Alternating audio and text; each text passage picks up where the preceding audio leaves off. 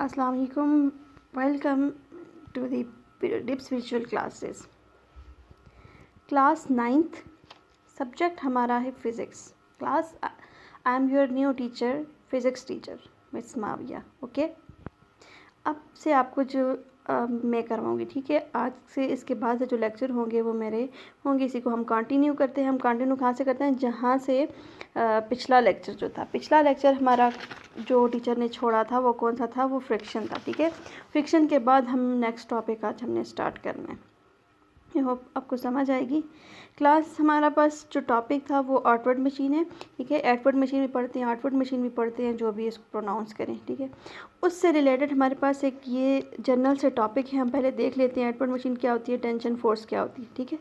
तो पहले देखते हैं कि टेंशन क्या होती है। टेंशन फोर्स क्या है कि इसको हम पुल, ये यहाँ पे है भी, इसको हम पुल फोर्स भी कहते हैं। यानी देखिए, pulling force exert by a stretch rope, string, cable और cord on an object to which it attach is called tension force. यानी किसी भी रस्सी, धागे या केबल से जो बांधा होता है ना, जिस वजह से उसको बांधा होता है, उसको हम कहते हैं कि वो टेंशन फोर्स आ जाती है, ठीक है। यहाँ पे ये आगे एग्जांपल आई हुई है, तो हम डायरेक्ट जो है एग्जांपल के थ्रू मैं आपको बता रही हूँ।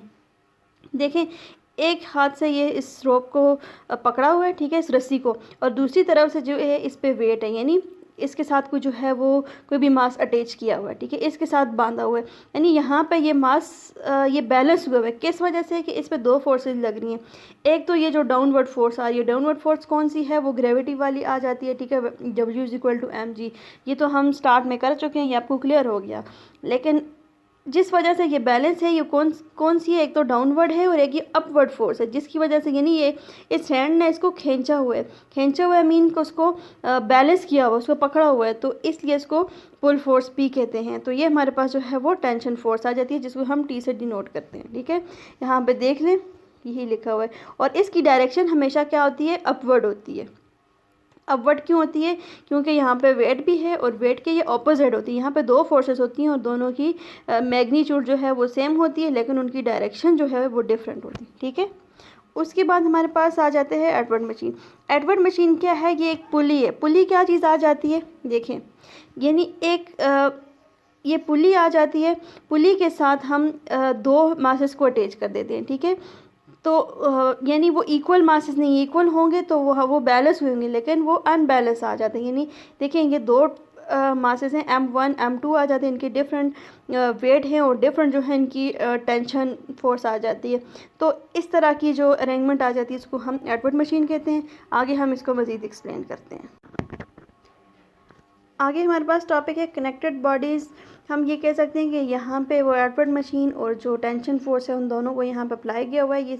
ये आगे जो दो टॉपिक आ रहे हैं वो एडवर्ड मशीन ही है। तो यहाँ पे कनेक्टेड बॉडीज़ मीन कि उसके साथ दो मास अटैच किए हुए, वो हम पहले कर चुके हैं उसकी अरेंजमेंट में, ठीक है। यहाँ पे भी ये है, when two objects are connected by string applying a force on one of the object will cause both object to accelerate at the same time, same rate. यानी उनमें से किसी एक पे हम फोर्स लगाएंगे तो दोनों में जो है वो एक्सलरेशन प्रोड्यूस होगा। तो इस चीज़ को हम जो है वो एक्सप्लेन कर रहे हैं, ठीक है। अगला टॉपिक भी हमारा ये है कि acceleration and tension in outward machine या आउटवर्ड मशीन।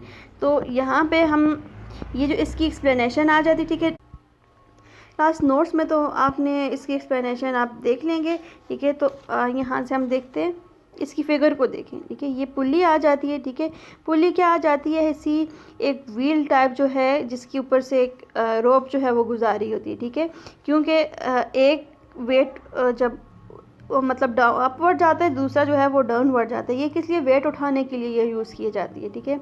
लिफ्टर वगैरह जो आ जाते हैं, ठीक है, वेट लिफ्टर जो है। तो यहाँ पे हम क्या कर रहे हैं? हमने एक्सलरेशन और टेंशन फोर्स फाइंड करनी है। तो कैसे फाइंड करेंगे? देखें, यहाँ पे दो मासेस हैं, एक M1 है और एक M2 है, ठीक है। इस पे M1 को भी देखें और M2 को भी देखें।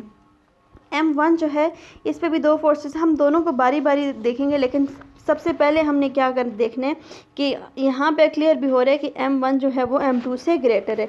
तो यहाँ पे हम डायरेक्ट लिख देते हैं कि M1 जो आ जाता है वो क्या है? ग्रेटर देन M2 आ जाता है, ठीक है। यहाँ पे लिखा हुआ भी है कि consider motion of two object having masses M1 M2 with M1 greater than M2 suspended by an inextensible string which passes over a frictionless pulley forming a upward machine. तो ये अरेंजमेंट जो है वो अपवर्ड मशीन कहलाई जा रही है, ठीक है। इस अरेंजमेंट में हम क्या करेंगे, M1 इसका वेट ज़्यादा है, मूव डाउनवर्ड, क्योंकि जिसका वेट ज़्यादा है वो उसकी डायरेक्शन जो है वो डाउनवर्ड होगी, क्योंकि उसका वेट जो है उसका वेट ज़्यादा है, मैथ ज़्यादा, ठीक है। Downward under the action of gravity, जबकि M2 जो है वो क्या है, वो डाउनवर्ड है। यानी इस यहाँ पे दो फोर्सेस इधर भी हैं इधर भी हैं, लेकिन दोनों का वेट डिफरेंट होने की वजह से इसकी डायरेक्शन जो है वो अपवर्ड है, जबकि इसकी डायरेक्शन जो आ जाती है हमारे पास वो डाउनवर्ड आ जाती है, ठीक है। तो अब हम दोनों को अलग अलग उनकी टेंशन फोर्स लिखते हैं, पहले एक पे अप्लाई कर रहे हैं और फिर दूसरे मास पे अप्लाई कर रहे हैं, ठीक है। और इन दोनों का भी एक्सलरेशन भी फाइंड करते हैं। फिर अब हम यहाँ से देखते हैं, पहले हम जो है M1 को देख रहे हैं, ठीक है। M1 की तरफ आते हैं। M1 पे कह रहे हैं दो तरह की फोर्सेस लग रही हैं। कौन कौन सी फोर्सेस लग रही हैं, एक है वेट W जो आ जाता है, M1 है तो W1 आ जाएगा। W क्या होता है हमारे पास, ये हमें पता है कि जो W होता है वो किसकी इक्वल होता है, mg के, ठीक है। तो ये दोनों के लिए ये है, तो यहाँ पे M1 है तो ये आ जाएगा M1g। ये एक्टिंग डाउनवर्ड, ठीक है, ये डाउनवर्ड एक्ट कर रहे हैं, जबकि टेंशन फोर्स जो है ये अपवर्ड, ये टेंशन फोर्स है और ये W आ गया, ठीक है। और इनका जो नेट फोर्स आ जाएगा, नेट फोर्स और इसका जो एक्सलरेशन आ जाता है उसका भी हम, अच्छा, net force acting on it downward due to which acceleration is produced, यानी इसकी यहाँ पे ये मूव हो रहा है, मींस कि इस पे जो फोर्स लग रही है वो किस तरफ है, वो डाउनवर्ड है, ठीक है। तो डाउनवर्ड होने की वजह से इसमें एक्सलरेशन प्रोड्यूस हो रहा है। तो पहले हम टेंशन फोर्स देखते हैं। तो हमें पता है, अच्छा, F is equal to W1 minus T.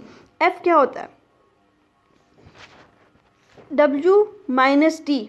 ये क्यों माइनस करेंगे, नेट फोर्स में ये फोर्स किसकी इक्वल आ जाएगा, क्योंकि ये वेट इसकी डायरेक्शन डाउनवर्ड है, डाउनवर्ड होने की वजह से क्योंकि वेट ज़्यादा है, ये फोर्स ज़्यादा है जबकि ये फोर्स कम है, टी कम है, तो इसलिए हम W में से इस टी को माइनस कर देंगे, ठीक है। F net 1 is equal to W1 minus T, और W क्या होता है हमें पता है, ये mg है, जबकि F क्या होता है, न्यूटन सेकंड लॉ के accordingly F is equal to क्या होता है, MA की। तो यहाँ ये MA हम यहाँ पे पुट करेंगे, ठीक है। तो ये M1A हो जाएगा, जबकि यहाँ पे W1 की जगह पे आ जाएगा हमारे पास M1g माइनस टी, उसी तरह से, ठीक है। यहाँ से टी को हम अकेला करेंगे, बाकी वैल्यूज़ को शिफ्ट कर देंगे। ये मेरे पास आ गई क्वेश्चन नंबर 1। इसी तरह से मैं, ये तो हमने M1 फाइंड किया, अब M2 के अकॉर्डिंगली चलते हैं, ठीक है। M2 पे आते हैं। उसी तरह से M2 पे भी, M2 का देखें, इस पे भी W यानी वेट भी लग रहा है, W is equal to mg, और W2 is equal to M2g आ गई, ये डाउनवर्ड, और जबकि टेंशन फोर्स अपवर्ड आ रही है। तो ये क्या होगा, ये इसकी डायरेक्शन जो है वो, होल की डायरेक्शन जो है वो अपवर्ड है, अपवर्ड होने की वजह से इसमें भी एक्सलरेशन प्रोड्यूस हो रहा है। तो यहाँ पे क्या होगा, इसकी डायरेक्शन अपवर्ड है, इसलिए यहाँ पे टेंशन फोर्स से जो है वो वेट को माइनस करेंगे, क्योंकि वेट जो है ये सेकंड फोर्स, यानी ये फोर्स जो है वो कम है, ये ज़्यादा, इसलिए ज़्यादा में से इसको माइनस करेंगे। वहाँ पे ये फोर्स ज़्यादा थी, W ज़्यादा थी, इसलिए इसमें से T को माइनस किया, लेकिन यहाँ पर T में से W को माइनस करेंगे। तो ये आ जाएगा F नेट 2 क्या आ जाएगा हमारे पास, T माइनस W2 आ जाएगा, ठीक है। और यहाँ पर उसी तरह से F is equal to MA, अच्छा, F इज इक्वल टू, उसी तरह से ये F2 है तो M2A आ जाएगा, और T माइनस W क्या आ जाएगा, M2G, ठीक है। यहाँ से हम क्या करेंगे, T को अकेला करेंगे, माइनस M2G को शिफ्ट कर देंगे, तो ये वैल्यूज़ को अरेंज करके लिखेंगे, तो ये आ जाएगा T is equal to M2A plus M2G। जिस तरह से ये क्वेश्चन 1 आई थी, ये क्वेश्चन 2। अब देखें, इन दोनों की लेफ्ट हैंड साइड इक्वल है, ये भी T है, ये भी T है, ठीक है। तो इसलिए हम इन दोनों को कंपेयर करेंगे, तो ये क्वेश्चन मेरे पास कुछ ऐसे आ जाएगी, M2A plus M2G is equal to M1G minus M1A। ये क्वेश्चन 1 और क्वेश्चन 2 को कंपेयर किया हुआ है, ठीक है।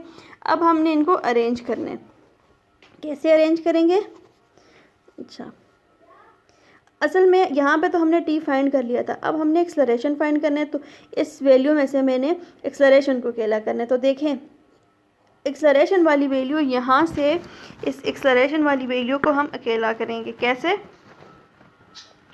ये A है और यहाँ पे इधर, तो इसमें से M2A और M1A को एक तरफ रखेंगे और M2G और M1G को एक तरफ रखेंगे।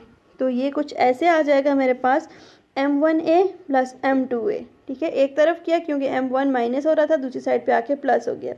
और इस तरह से m1g माइनस m2g माइनस हो रहा था तो ये प्लस हो गया, ठीक है। अब यहाँ पे देखें दोनों में a कामन है, यहाँ पे g कामन है, तो a को कामन लिया, यहाँ पे g को कामन लिया। तो कामन लेने के बाद m1 a को अकेला करना है तो इसलिए m1 प्लस m2 को दोनों साइड पे डिवाइड कर देंगे। यहाँ पे डिवाइड करने से कैंसिल हो गया, जबकि ये m1 minus m2 by m1 plus m2g, और ये इसकी वैल्यू आ गई, ठीक है। m1 minus m2 divided by m1 plus m2g, ये हमारे पास आ जाता है ये एक्सलरेशन। क्लियर हो गया, ठीक है। इसके बाद हमारे पास आ जाता है एलिवेटर्स एंड अपवर्ड मशीन, या फिर हम इसको ये भी कह सकते हैं, जो पहले टॉपिक्स उसमें था modified form of upward machine. Modified form of upward machine आपने देखा, अपवर्ड मशीन क्या होती है, ये जो वेट लिफ्टर होते हैं, मीन्स कि ये वेट को उठाने के लिए। तो इसी तरह से जो लेटेस्ट आ जाती है हमारे पास पुली और इस तरह की जो अरेंजमेंट आ रही है, उसको हम मॉडिफाइड फॉर्म या फिर ये कहते हैं एलिवेटर। ये क्या है, सपोर्टिंग केबल इन एलिवेटर। यहाँ पे केबल यूज़ हो रही है, वहाँ पे रोप थी, यहाँ पे केबल यूज़ हो रही है। एलिवेटर है, वहाँ पे देखें मास अटैच किया हुआ था, यहाँ पे एक केज सा बना हुआ है, ठीक है। ये जो है वेट उठा रहे, यहाँ पे फिगर को देखें, और यहाँ पे क्या हो रहा है, साथ में काउंट किया जा रहा है, ठीक है। अब इसको भी हम एक्सप्लेन करते हैं। अच्छा क्लास, इसको हम एक बार पढ़ लेती हूँ, फिर इसको एक्सप्लेन करते हैं, ठीक है। अच्छा, यहाँ पे जो केबल हैं वो पास हो रही हैं, elevator passes up over a pulley and then back down to a heavy movable counter weight, ठीक है। ये हमें इस फिगर में बताई गई है। अब यहाँ पे कौन कौन सी फोर्सेस लग रही हैं, gravitational force acting downward on a counter wait create tension in a cable, यानी यहाँ पे जो इस वेट पे, इस काउंटर वेट पे जो डाउनवर्ड फोर्स लग रही है, उसकी वजह से यहाँ पर टेंशन फोर्स क्रिएट हो रही है। वही प्रोसीजर अपवर्ड मशीन वाला प्रोसीजर आ रहा है यहाँ पे, ठीक है। The cable then exert and upward force on elevator. यहाँ पे देखें, इस पे डाउनवर्ड फोर्स आ रही है, ठीक है, इस काउंटर पे, जबकि ये जो एलिवेटर है ये ऊपर उठा रहा है ना, तो इसलिए यहाँ पे जो है वो अपवर्ड फोर्स लग रही है। तो इस वजह से ये बैलेंस क्यों है, डाउनवर्ड और अपवर्ड होने की वजह से यहाँ पर टेंशन भी प्रोड्यूस हो रही है, टेंशन फोर्स भी आ रही है। Most of weight of elevator and passengers is balanced by counterweight. Only small additional force from elevator motors are needed to raise and lower elevator. अच्छा, यहाँ पे हमारे पास मोटर यूज़ की हुई है यहाँ पे, ठीक है, जो कि इसको अप एंड डाउन करने के लिए, लोअर करने के लिए ये यूज़ की जा रही है। और although elevator and counterweight move in different direction, they are connected by a cable so that accelerate at a same rate. Different direction में वो मूव हो सकती है, यानी अपवर्ड भी हो रही है, डाउनवर्ड भी, इसलिए वो सेम टाइम पे एक्सेलरेशन क्रिएट कर रहे हैं, ठीक है। Elevator are only one of many example of machine that have large masses connected by a cable that run over a pulley. अब यहाँ पे हमने टेंशन देखनी कि कैसे प्रोड्यूस हो रही है। तो जो पहले हमारे पास इक्वेशन नंबर 1 और इक्वेशन नंबर 2 आई थी, ये इक्वेशन 1 थी और ये हमारे पास जो थी वो इक्वेशन नंबर 2 थी। इसके अकॉर्डिंगली अब देखें क्या है हमारे पास, उस फोर्स में हम ए की वैल्यू डालेंगे, इनमें किसी भी इक्वेशन में, इक्वेशन नंबर 1 या इक्वेशन नंबर 2 में we can put value of A in either equation 1 और 2। इक्वेशन 1 में हमने डाली, इक्वेशन 1 क्या थी, इक्वेशन 1 है m1g माइनस m1a, तो ये उसी तरह से m1g माइनस m1a, ए की जगह पे ये सारी ए की वैल्यू ये जो ऊपर आई थी, ठीक है, ये वैल्यू डाल दी। उसके बाद देखें ये एक पोर्शन आ रहा है और ये यहाँ पे फ्रैक्शन आ रही है, तो इसका एलसीएम ले लेंगे, एलसीएम ले तो मेरे पास m1 m2 आ गया, और जब इसको मल्टीप्लाई किया m1g, साथ में ये वैल्यू मल्टीप्लाई होगी और ये एज इट इज़ आ जाएगी। फिर उसके बाद कुछ आपस में मल्टीप्लाई होंगी, कुछ कैंसिल हो जाएंगी आपस में, जो रिमेनिंग बचेगी m1 m1 m2 divided by ये एज इट इज़ आ जाएगा, और यहाँ पे ये दोनों ऐड हो जाएंगी और जी उस तरह से जो काम बना है। ये हमारे पास टेंशन फोर्स है, ये किसकी है, ये modified form of upward machine है, ठीक है। Clear, thank you.